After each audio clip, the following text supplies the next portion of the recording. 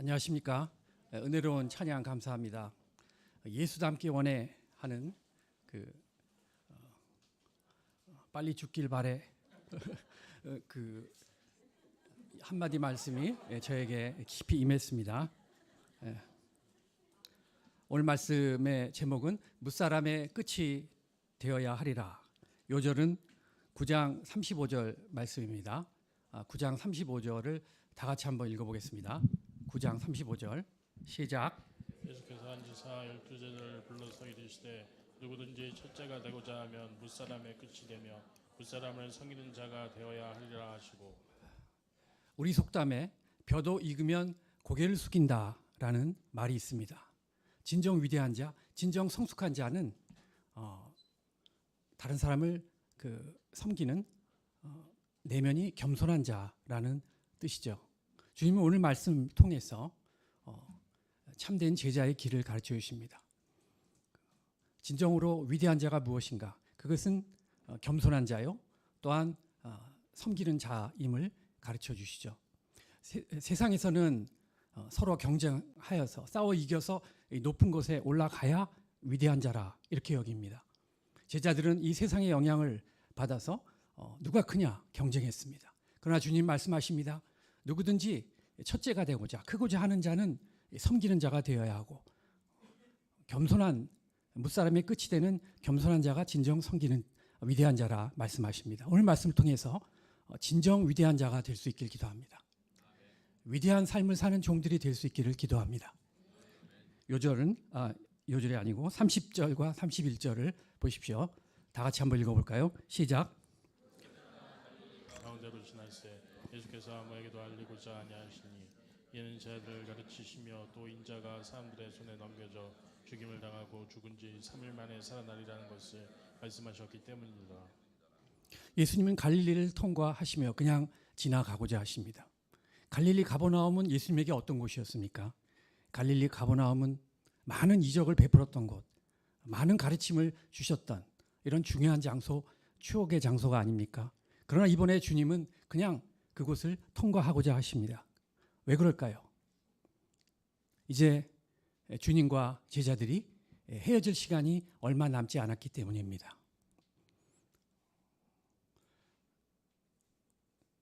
이제 그 복음의 핵심, 십자가 부활을 가르칠 시간도 얼마 남지 않았기 때문입니다. 이 마지막 얼마 남지 않은 때에는 무엇인가 우리는 집중해야 합니다.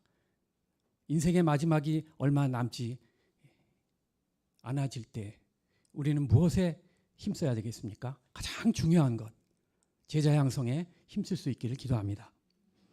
예수님은 자신이 사람들의 손에 넘겨져 죽임을 당하고 죽은 지 사흘 만에 다시 살아나야 할 것을 가르치셨습니다. 이번에는 세 번째 가르치신 것입니다. 첫 번째는 언제 가르쳤죠? 베드로가 주는 그리스도라 고백했을 때 가르치셨습니다. 두 번째는 변화산에 갔다 왔을 때 가르치셨고, 이번에 세 번째로 가르치십니다. 앞으로 계속해서 십자가 부활을 가르치실 것입니다. 왜 십자가 부활에 집중하십니까?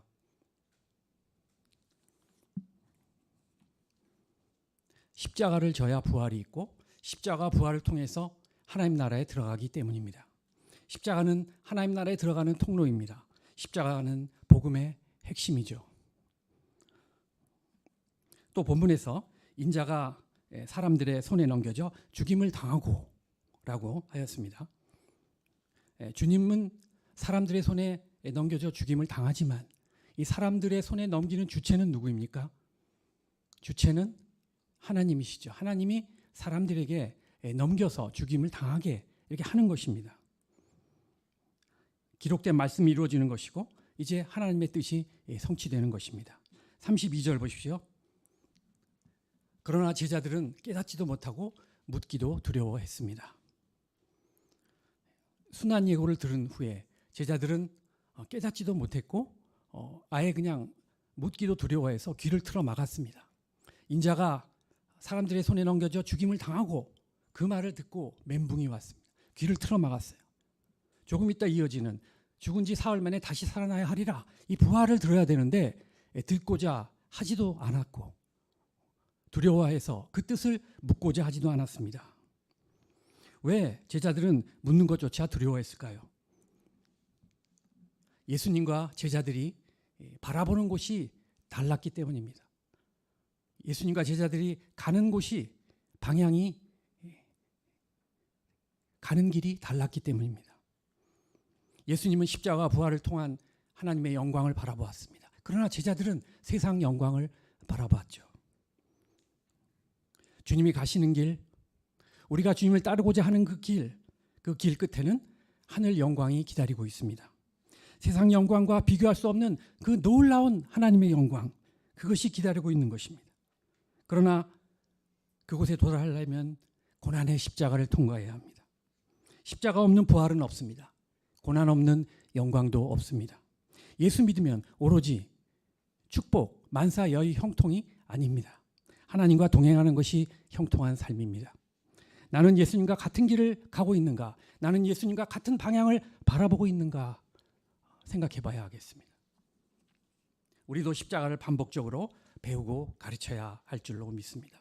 십자가를 배우고 가르치는 것이 나도 살고 너도 살고 우리 모두가 사는 길입니다.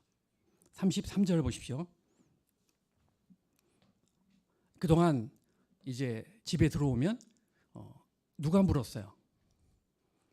주로 제자들이 예수님께 물었습니다. 비유의 뜻을 물었고 말씀의 뜻을 묻기도 했습니다. 그러나 이제 주님이 제자들에게 물으십니다.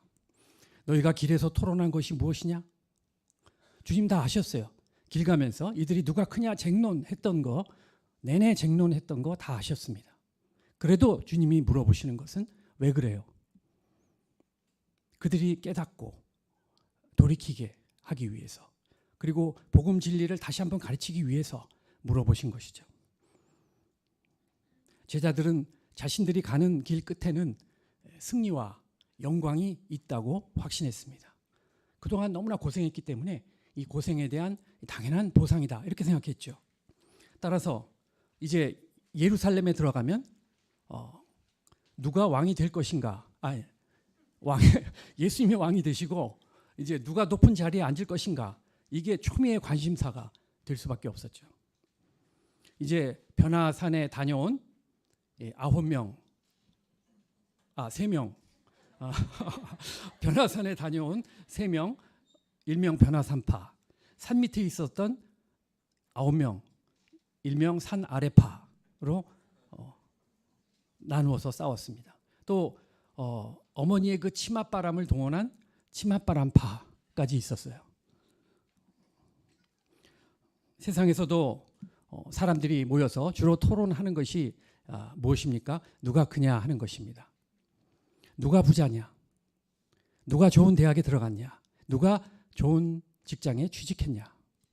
제가 얼마 전에 그 대학 동기들의 경조사 잠깐 다녀왔는데 거기서 이제 과거에는 학창 시절에는 누가 1등이냐, 누가 공부를 잘하냐 이게 이제 관심사였는데 지금은 누가 부자냐, 누가 성공했냐 이런 것을 가지고 토론하더라고요.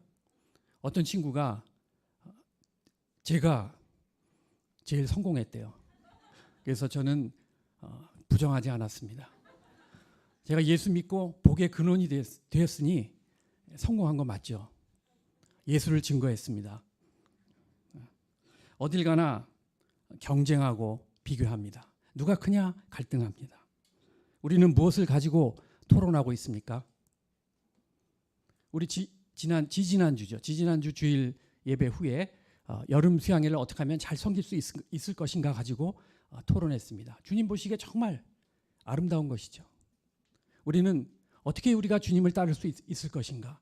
어떻게 주님을 본받는 삶을 살 수 있을 것인가?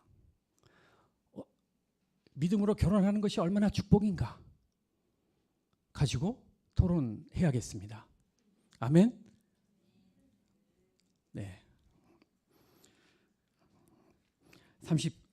더위가 더운가 봐요.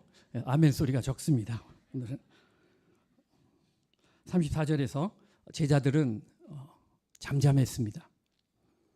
자신들이 그 누가 크냐 쟁론한 것이 주님 앞에서 정말 부끄러웠던 것이죠. 그걸 알았어요.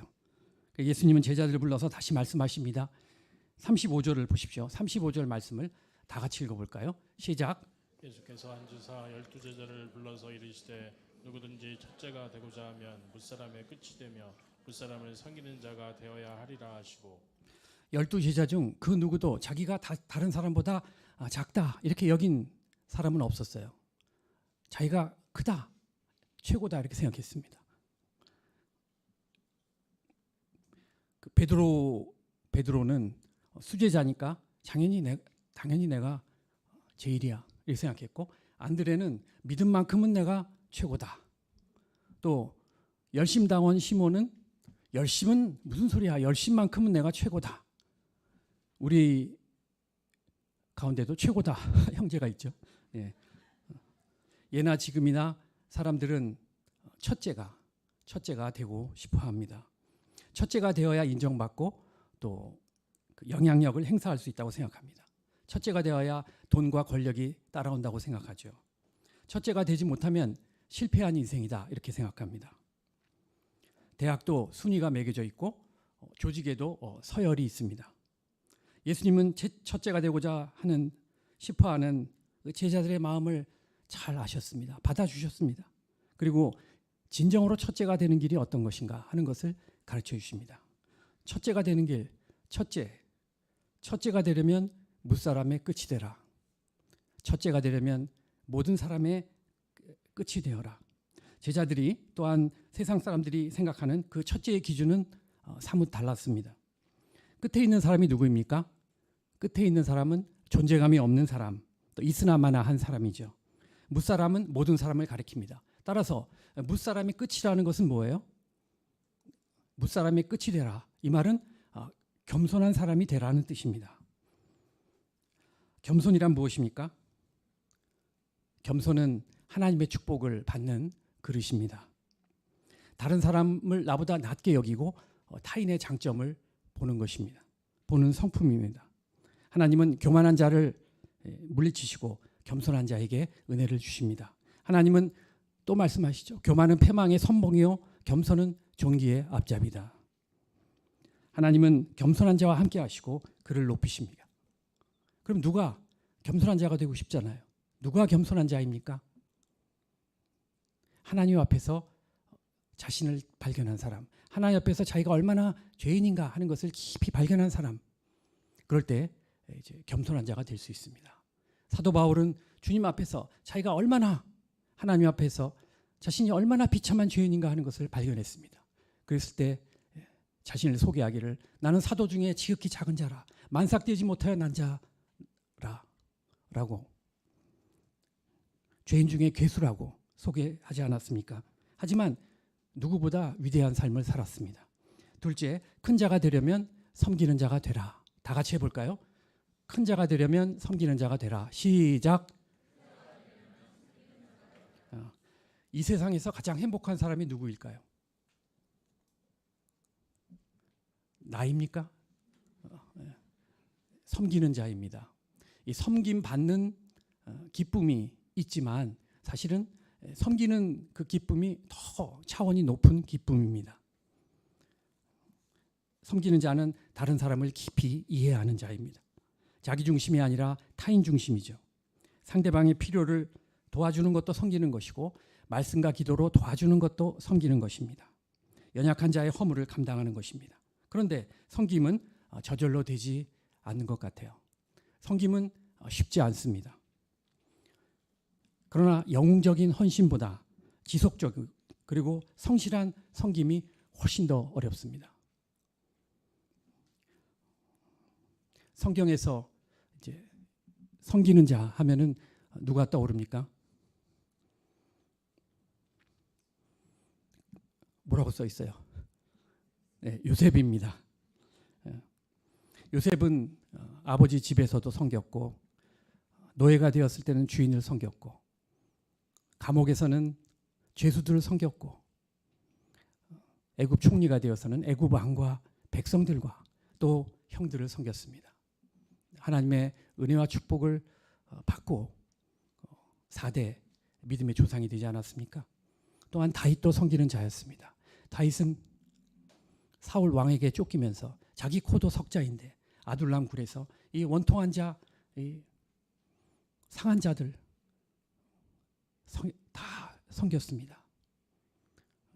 이스라엘 역사의 가장 위대한 왕이 되었습니다. 뭐니 해도 섬김의 모델은 주님이십니다. 주님은 나는 선한 목자라 선한 목자는 양들을 위하여 목숨을 버리거니와 말씀하셨습니다. 예수님은 죄인들을 위해 자기 목숨을 내어놓으셨습니다. 주님은 섬김의 모델이 되십니다. 자신을 희생하면서 타인을 섬기는 자, 그 자가 바로 가장 위대한 자입니다. 끊임없이 누가 크냐 하며 세상 가치관으로 남과 나를 비교하면 본인도 불행해지고 공동체도 불행해집니다. 주님은 높임받고 섬김받고 싶은 우리에게 낮아지고 섬기는 삶을 살라 하십니다. 이것이 제자들이 걸어가야 할 길이라 하십니다. 그러면 겸손한 자, 섬기는 자는 구체적으로 어떤 자입니까? 36, 37절 보십시오. 다 같이 한번 읽어볼까요? 시작. 어린아이 하나를 데려다가 그들 가운데 세우시고 앉으시며 제들에게 이르시되 누구든지 내 이름으로 이런 어린아이 하나를 영접하면 곧 나를 영접함이요 누구든지 나를 영접하면 나를 영접함이 아니요 나를 보내신 이를 영접함이니라.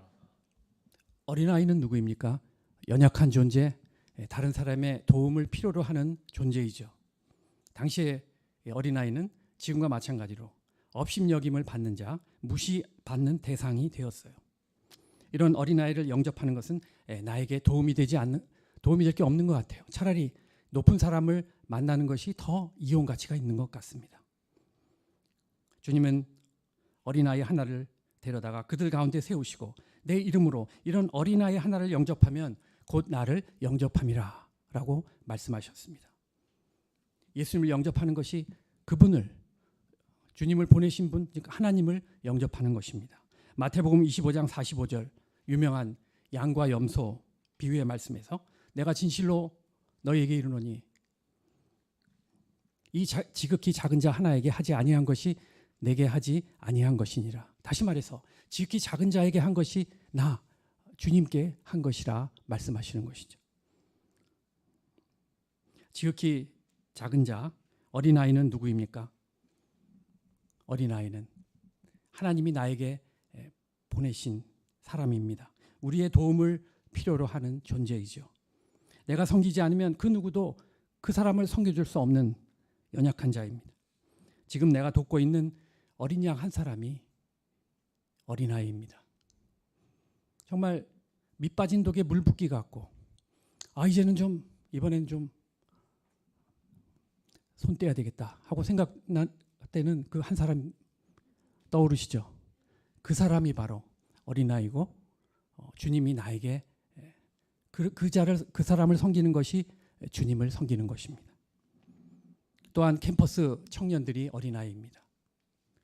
더운 여름날 캠퍼스에 피싱 신방 가서 복음을 전하고 초청하는 것 해서 얼마나 열매가 있습니까? 무의미해 보이죠. 그러나 이들을 섬기는 것이 누구를? 주님을 섬기는 것이라 하십니다. 외국에서 나그네처럼 고생하는 선교사님들입니다. 선교사님들이 많이 오셨죠. 이 선교사님들을 섬기는 것이 주님을 섬기는 것입니다. 불우한 이웃이 되겠습니다. 이들을 구제하고 돕는 것도 주님을 섬기는 것입니다. 이 본성으로는 하기 힘듭니다. 실천하기가 어렵습니다. 그러나 주님을 배우는 마음으로 우리는 섬길 수 있습니다. 섬김은 영적 훈련의 열매입니다. 섬길 때 그러나 진정 기쁨이 있습니다. 섬길 때 주님의 은혜를 체험합니다.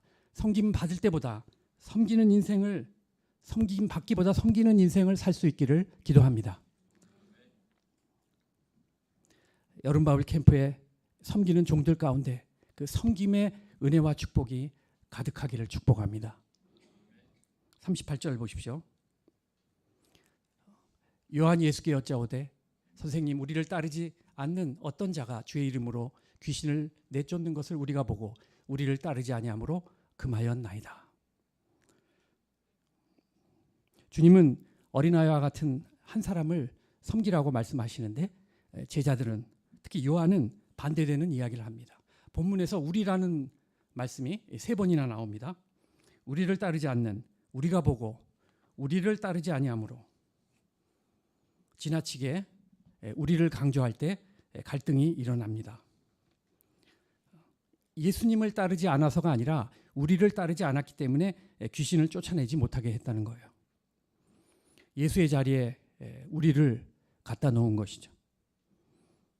다른 사람을 섬김으로 구원받도록 도우라고 주신 그 영적 권세를 자신들의 특권, 권력으로 생각하고 있습니다. 특히 산 아래파 9명이 합심해서 귀신을 내쫓지도 못했는데 이 사람은 귀신을 내쫓는 권세를 갖고 있는 것이었어요. 그래서 이제 시기심이 나서 이를 금한 것이죠. 제자들의 공동체가 점점 권력지향적이고 배타적인 집단으로 변해가고 있는 것이죠. 우리도 마찬가지입니다. 우리라는 우리에 갇히기 쉽습니다. 우리라는 울타리에 갇히기 쉽습니다. 우리 팀, 우리 교회, 이 배타성의 시기심이 교묘하게 끼어듭니다. 우리가 아닌 대상에 대해 배타적이고 시기심을 갖기 쉽습니다. 주님은 무엇이라 말씀하십니까? 39, 40절 보십시오. 주님은 금하지 말라. 우리를 반대하지 않는 자는 우리를 위하는 자다 말씀하십니다. 내가 못하더라도 다른 사람이 잘하면 시기하지 말고 박수 쳐줘. 잘한다. 박수 쳐줘야 합니다. 우리 팀, 우리 교회가 하지 못하는 것을 다른 팀, 다른 교회가 하면 박수 쳐주고 응원해줘야 합니다. 사도 요한은 이처럼 편협했지만 세례 요한은 사뭇 달랐습니다. 세례 요한이 자신을 떠나 예수께로 가는 제자들을 바라보면서 배아파하거나 시기하지 않았습니다. 이 요한 배신자, 이 안드레, 오늘 안드레 얘기가 많이 나오는데 안드레 선교사님이 두 분이나 오셔서 여기 나란히 앞뒤로 이렇게 앉아 계시네요. 네. 그는 흥하여야 하겠고 나는 쇠어야 하리라. 그렇게 고백했습니다. 바울이 감옥에 갇히자 이를 좋아하면서 이때가 기회다 하면서 열심히 복음을 전한다는 소식을 바울은 들었습니다. 그때 바울은 힘들어하지 않았습니다. 그리스도가 전파되는 것을 기뻐했죠. 내 양, 내 사람, 내가 좋아하는 사람만 상대하고 나와 코드가 맞지 않는 사람에 대해서 상대하지 않는 것은 잘못된 것입니다. 카톡 차단한다든지 이런 거 하면 안 되겠습니다. 주 안에서 벽을 허물어야 합니다. 우리라는 울타리에 갇히지 말아야 하겠습니다. 시기심은 나도 망하고 너도 망하고 우리 모두를 망하게 합니다. 우리를 반대하지 않는 자는 우리를 위하는 자입니다. 주 안에서 넓은 마음을 가질 수 있기를 기도합니다. 복음은 결코 협소하지 않습니다. 벽을 쌓기보다 벽을 허물고 길을 내는 자들이 돼야 되겠습니다. 옆 사람이 잘 되는 것을 배아파하지 말고 편가르지 말고 말해야겠습니다. 주 안에서 우리는 하나입니다. 주 안에서 우리는 뭐예요? 하나입니다. 둘이 아니에요. 갈등하고 분열하고 싸우는 이 세상에서 복음으로 화평케 하는 직분을 감당하는 종들이 될 수 있기를 기도합니다. 41절을 보십시오. 다 같이 읽어보겠습니다. 41절 시작. 왠지 너희가 그리스도에게 속한 자라 하여 물 한 그릇이라도 주면 내가 진실로 너에게 이르노니 그가 결코 상을 잃지 않으리라. 주님은 제자들이 그리스도에게 속했다는 이유로 물 한 잔이라도 주는 자는 결단코 그 상을 잃지 않을 거라 하십니다. 잊지 않을 거라 하십니다. 물 한 잔, 이것은 최소한의 호의입니다. 당시에 로마 박해가 심했기 때문에 크리스찬에게 작은 도움을 주는 것은 매우 위험한 일이었습니다. 지금도 북한 땅에는 크리스찬들에게 호의를 베풀거나 보호하는 사람은 어디예요? 어디로 가요? 아오지 탄광행입니다. 물 한 잔 주는 것, 이것은 사소하지만 용기 있는 행위입니다. 예수님은 그리스도에게 속한 자에게 작은 호의라도 베푸는 그 행동을 매우 귀하게 여기십니다. 선교사님들이 많이 오셨습니다. 고생하는 선교사님들을 돕고 섬기는 이 작은 행동도 주님은 귀하게 여기시고 상을 주십니다. 최동진 목사님이 열심히 섬기시는데 상 받으실 겁니다. 지금은 모르고 장차 상 받으실 겁니다. 어린 양 한 사람을 진실되게 돕고 섬기는 그 행위를 주님은 귀하게 여기십니다. 42절 보십시오. 또 누구든지 나를 믿는 이 작은 자를 하나라도 실족해 한다면 차라리 연자 맷돌을 메고 바다에 던지어지는 것이 나으니라. 나를 믿는 작은 자 한 사람은 누구를 가리키죠? 예수를 믿는 연약한 자, 어린아이와 같은 자입니다. 모임에서 별로 존재감이 없어 보이는 자입니다. 소원 없어 보이는 어린 양입니다. 소원 있어 보이는 어린 양은 완전 VIP죠. 그러나 소원 없어 보이는 어린 양, 실족해 하는 것은 불신에 빠져 하나님을 떠나게 되는 것이죠. 첫째가 되고자 애를 쓰다 보면 이런 사람을 배려하지 않고 무시하기 쉽습니다. 앞에서 그리스도에게 속한 자 하에서 물 한 그릇이라도 주는 사소한 행위, 결단코 상을 잃지 않을 것이라 말씀하신 것처럼 작은 자 한 사람을 실족해 할 때 얼마나 큰 대가를 치러야 하는지 말씀해 주시는 것이죠. 연자 맷돌은 소와 나귀가 힘겹게 끄는 큰 맷돌입니다. 이 맷돌을 목에 걸고 던지어지면 빠른 속도로 가라앉아 죽게 될 것입니다. 누가복음 17장 1절에서는 실족하게 하는 것은 없을 수는 없으나 그렇게 하는 자에게 화로다 말씀하십니다. 목자들끼리는 서로 사랑하고 화목해야 합니다. 양들을 실족시키려면 어떻게 해야 될까요? 빠르게 실족시키는 방법. 목자들끼리 싸우는 거예요. 그러면 금방 나갑니다. 1대1 이제부터 1대1 안 해주겠다. 그렇게 해가지고는 떨어져 나가질 않아요. 목자들끼리 싸우면 실족합니다. 목자가 원망 불평하고 불신의 말을 하고 비방의 말을 하고 그러면 뭐예요? 양들이 불신이 생겨서 모임을 떠나가고 주님을 떠나갑니다. 43절 보십시오. 나의 범죄는 나도 실족해 하고 다른 사람도 실족해 합니다. 내가 손으로 범한 범죄가 가족을 영적 공동체에 속한 가족을 실족해 합니다. 내가 발로 엉뚱한 곳에 가서 죄를 지으면 나의 가족, 영적인 가족, 치명적인 악영향을 끼칩니다. 나도 실족하고. 우리는 100% 죄인입니다. 어떤 사람이 노름하는 손을 이제 잘랐더니 이제 결단하고 손을 잘랐더니 발로 노름을 하더랍니다. 손을 찍으면 발로 하고 발을 찍으면 눈으로 하는 우리는 100% 죄인입니다. 찍어버리라 이런 뜻은 죄와 철저하게 싸우라는 뜻이죠. 죄를 범함으로 지옥에 가는 일은 없어야 합니다. 우리 모임도 작은 자 한 사람을 귀하게 여기는 그 정신을 가지고 시작했습니다. 그런데 모임이 커지고 유명해지면서 이런 정신을 많이 잃어버린 것이 사실입니다. 오늘날 우리는 복음에 대해서 부정적이고 배타적인 세상과 마주하고 있습니다. 그래서 복음 역사에 어려움을 겪고 있지 않습니까?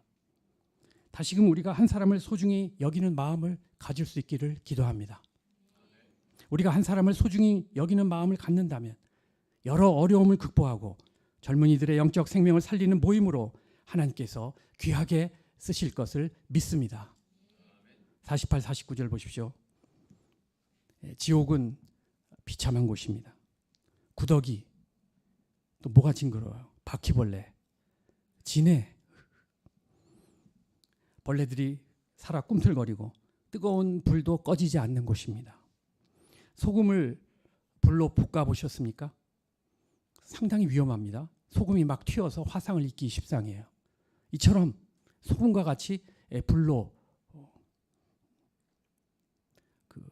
어떻게 표현해야 돼요? 불로 볶음을 당하는 볶음밥 재료로 들어가는 이럴 거라 하십니다.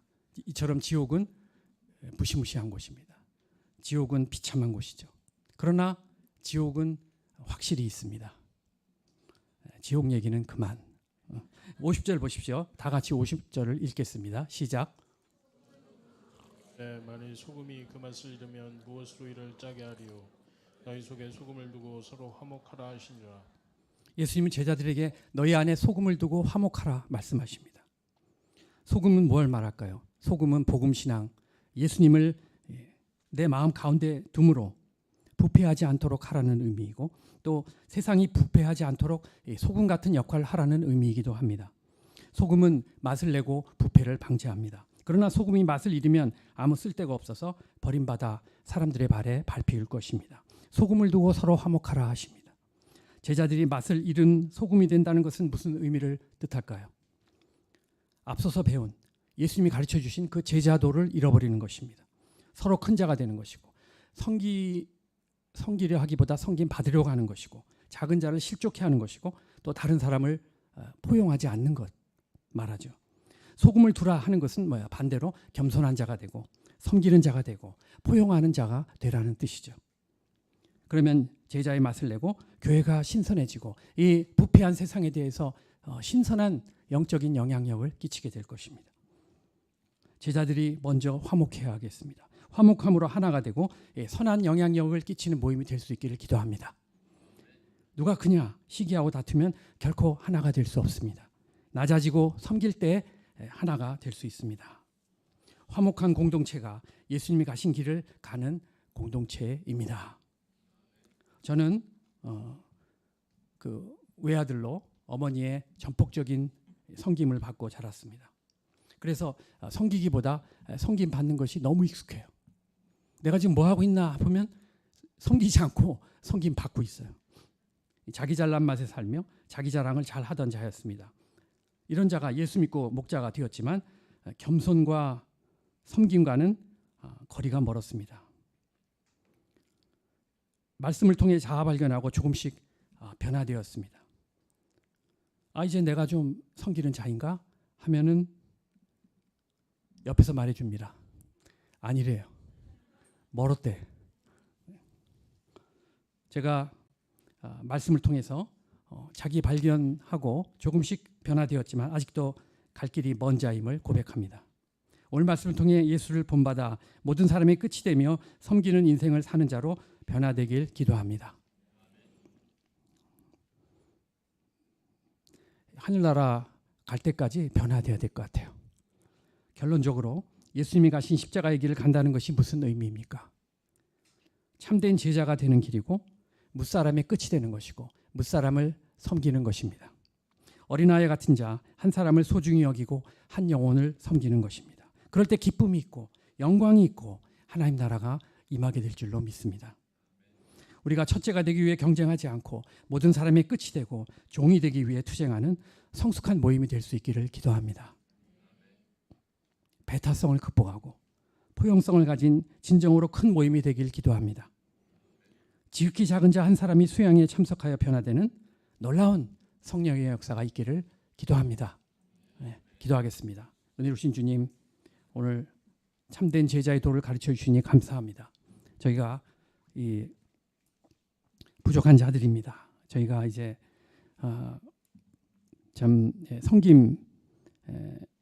섬기기보다 섬김 받기를 좋아하는 본능적으로 섬김 받기를 좋아하고 본능적으로 높임 받기를 좋아하는 자들인 것을 고백합니다. 그러나 오늘 말씀처럼 주님을 배우고 본받음으로 이제 겸손하고 또 섬기는 위대한 인생을 사는 자들로 변화될 수 있기를 기도합니다. 예수 이름으로 기도했습니다. 아멘.